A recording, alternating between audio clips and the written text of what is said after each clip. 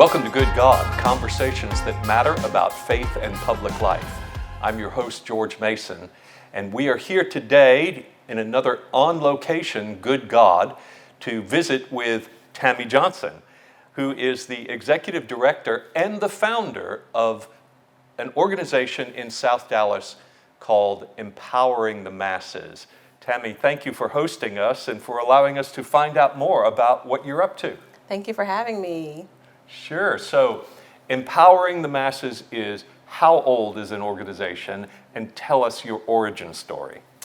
Empowering the Masses is 6 years old. We just turned 6 years old on February 2nd. We were founded in 2018, but Empowering the Masses was born out of my own lived experiences.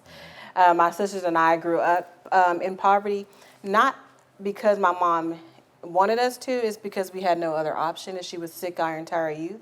And so we were those kids who had to go to the food pantries or often didn't have food in the summertime and things of that nature. And somebody gave me a hand up when I was 14. I had the opportunity to go to work for an organization called Private Industry Council.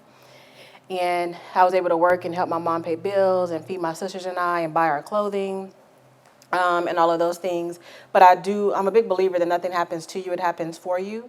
And all of my lived experiences when I was growing up, I knew was meant for something. And it was for us to found Empowering the Masses, coming from a place of lived experience. So did you grow up in South Dallas? My family grew up in South Dallas. And we were in South Dallas for a time. And then my mom got a voucher to get a house. And so we moved to Pleasant Grove. Okay. And so we lived like the latter part of my years in Pleasant Grove. Now we're located here in this beautiful space, which is the community market for Empowering the Masses. And it's on Samuel Boulevard, right across from Samuel Park and the Tennyson area and all of that. And you have an office at the Martin Luther King Jr. Community Center, but this is really where the work takes place in terms of food distribution and the like. At the other office, you do employment counseling and things of that nature. Tell us about the differences between the locations and what you do.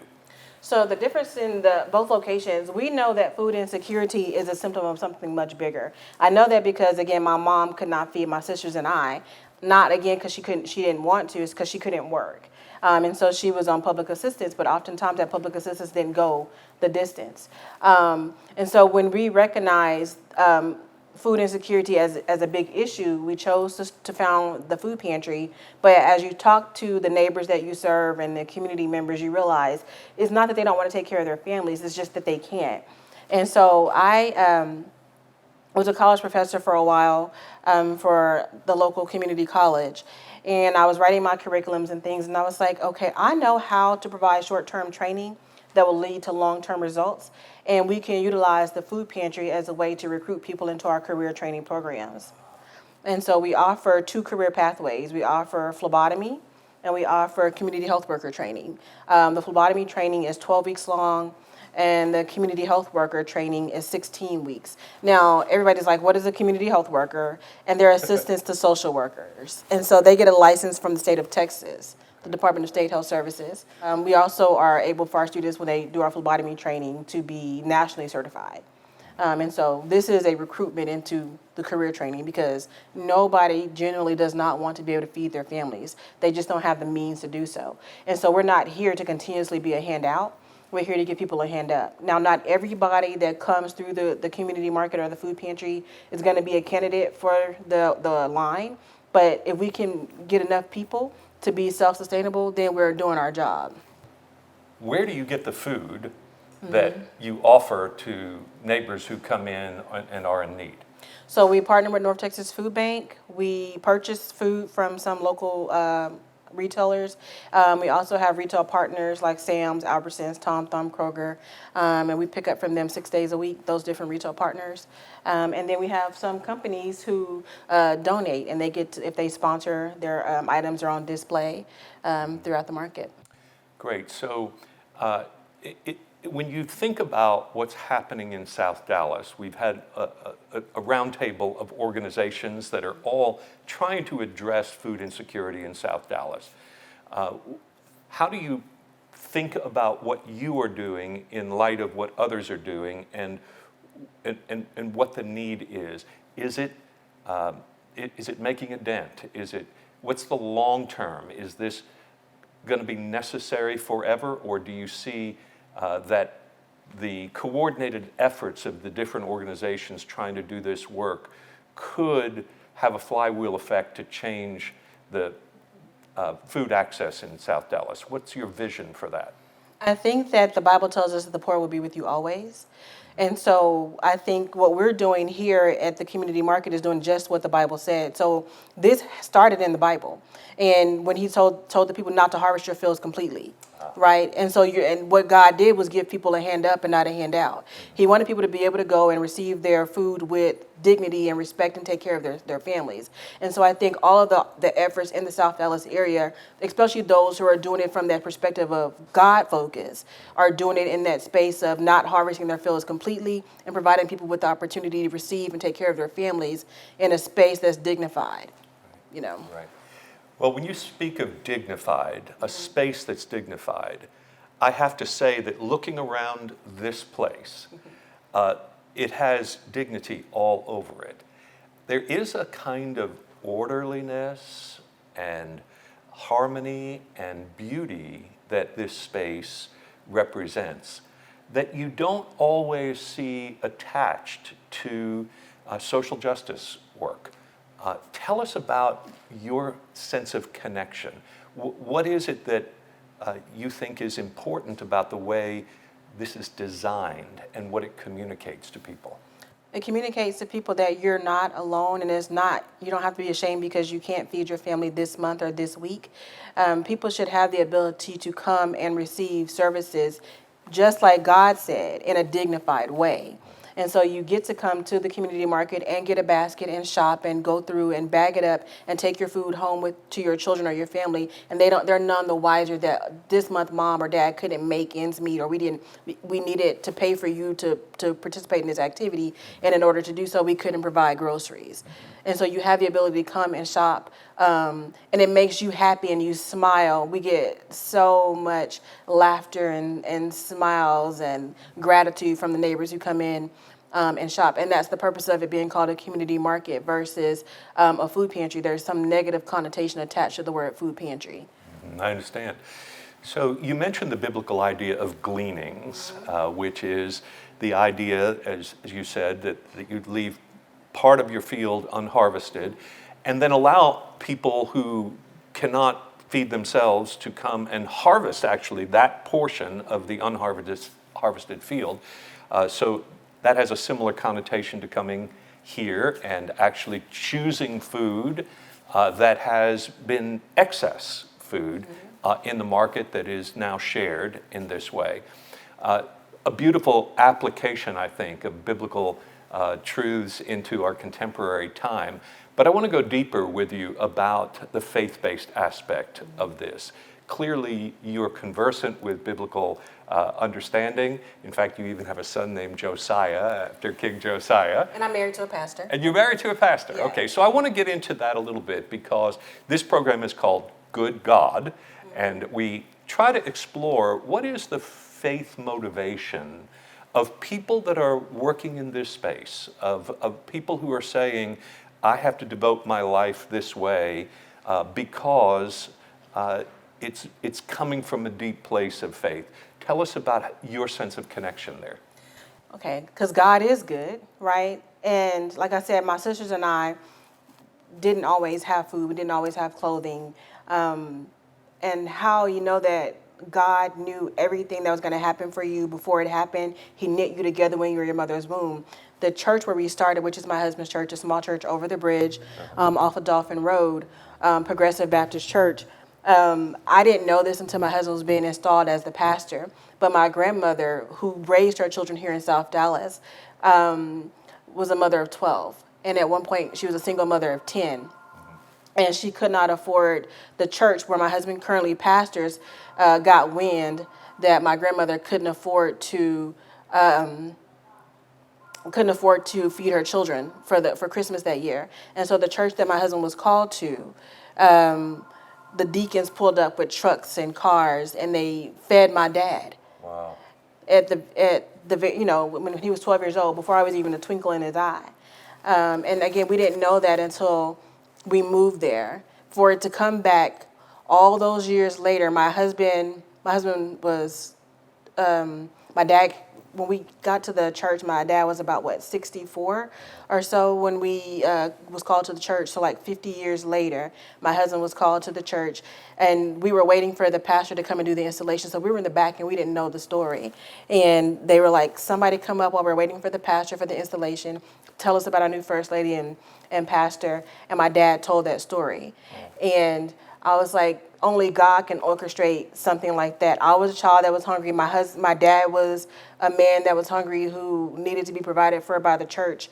And full circle, that flash forward 30-something years later, his daughter is the first lady of the church that fed him. And then she's feeding that community. And then we outgrew that space and had to move here to feed even more people. Nothing ever happens to you, it happens for you. And God is such a good God that He reminds you every day of what you went through and your experiences. And if it didn't kill you, it made you stronger. And it's for you to go back and give back to the people and tell people, I know how you feel. I'm going to practice humility because you're the expert at your lived experience, but I can identify. Nothing ever just happens by happenstance. And so the position of me being my husband's wife and being able to minister to people as a first lady with a lot of trauma in my past, but the trauma wasn't to break me. It was for me to be able to minister from a place of understanding. And so even to be able to serve food in a space that's dignified is because when I was a young girl and my mom had to go and get food, it wasn't always a dignified experience, and people didn't always talk to us kindly, and people didn't always treat us well, because she just was a woman who was sick and she couldn't take care of herself, and she passed away at the age of 48. But she had those times where people didn't treat her with dignity.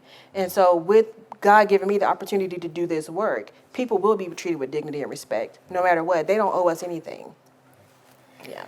So you're really drawing, as you said, on your life experience, and that makes it almost impossible for you not to see how it is driving your sense of mission in your vocation to do this sort of work.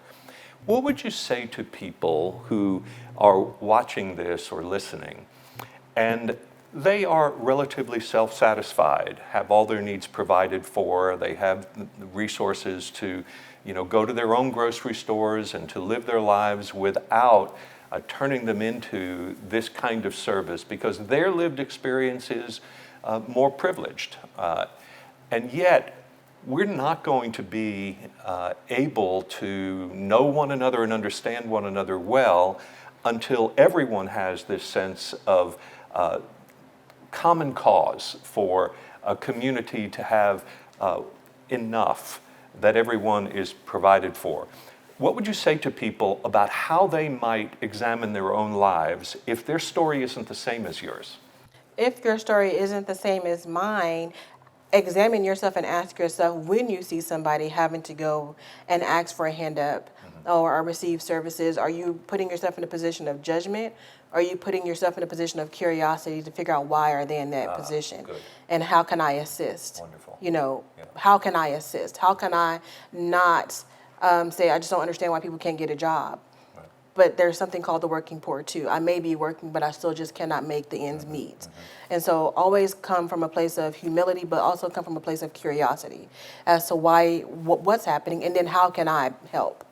So how can people help in your work here without taking away from the self-reliance of people who are building this work and who are doing it, like yourself, and the people that work as your staff?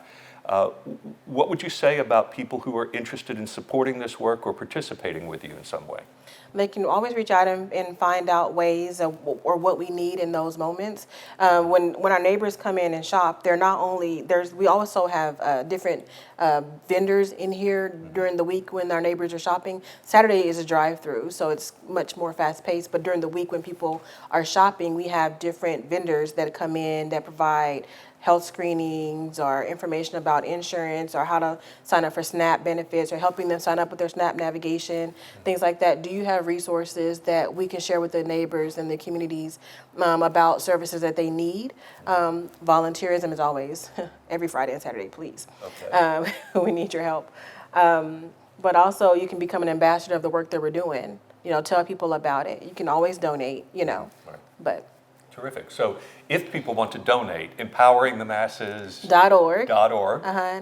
Right at the top is a donation button, and you can choose to feed families or you can choose to provide funding for scholarships for the students who go through our workforce training. Wonderful.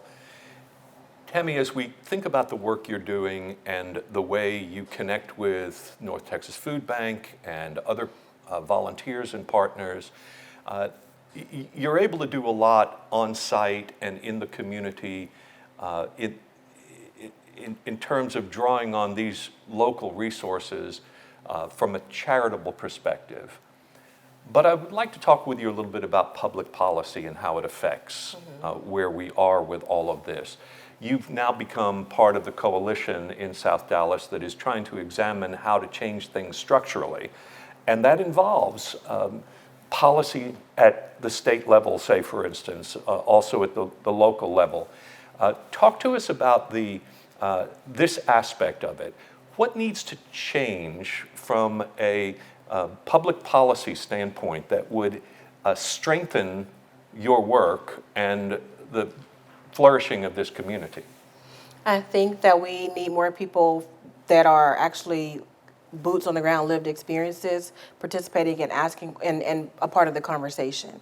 And which is while we train community health workers, because community health workers, like I said, are community liaisons. Now, as a nonprofit organization, we can't go in and influence policy or, talk in that particular kind of way. But we can train our community on how to advocate for themselves. And so it's the policymakers coming and talking to the actual community members before they make decisions and put policies in place. Like I said, those community health workers are big advocate or big key in that world, in that, for that part. I just want to drill down on that just a little bit more because I know they work with social workers, but what exactly is that career path? What do they do with social workers? And is that an end game vocation for them, or do they progress beyond that into another field to go on and get a degree in social work? Or tell us about, is it an access point to this work? It's an access point to the work, but it's also a long-term. They can use that certification for longevity, because we have a lot of individuals who are even PhDs and MSWs and things of that nature coming back to get the community health worker certification. Community health workers are licensed through the Department of State Health Services here in the state of Texas.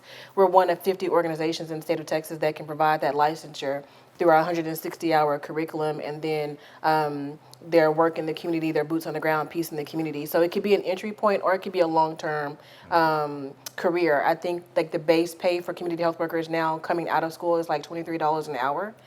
Wow. But there are, most of the time, 99% of the time, people from the actual community that needs the services. And so when you talked about policy earlier, it teaches, they're able to teach their communities how to change policy, how to be civically engaged, how to advocate for yourself, what questions to ask when you go to the doctor, things of that nature. They are the assistants, and they take some of that pressure off of the social workers who are often, they have too many cases and they can't kind of weed through those cases. The average hospital, by hiring just 2 community health workers, can save $3 million a year. Oh my goodness.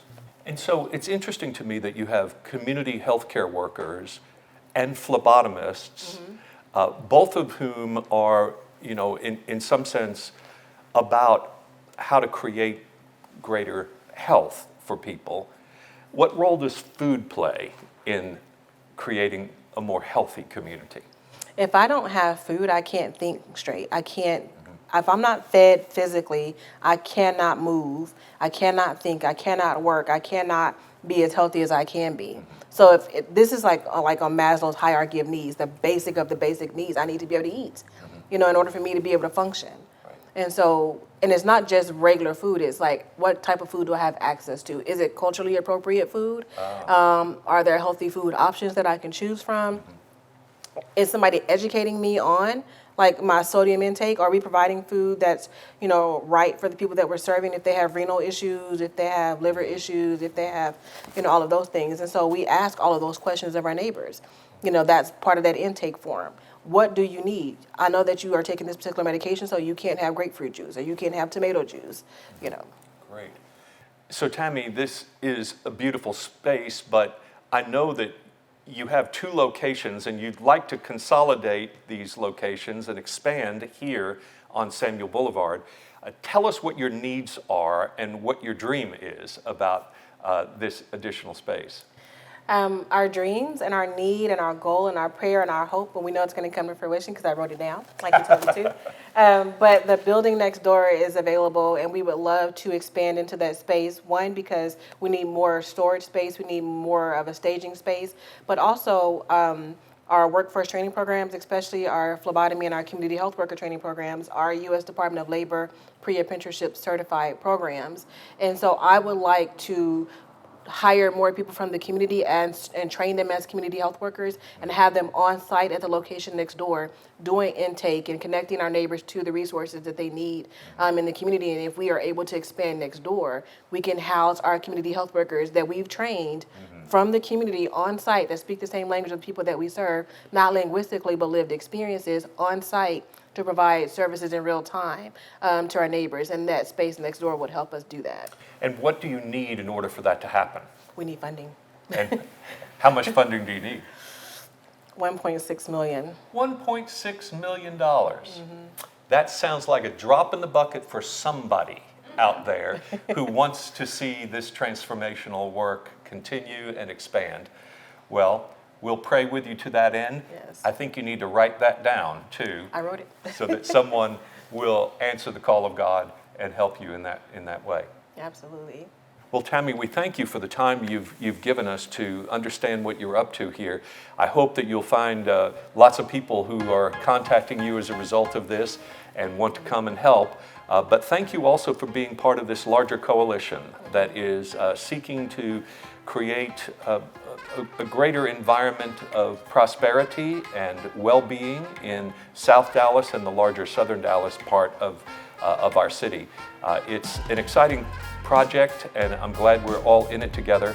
And thank you for being with us on Good God. Thank you for having me.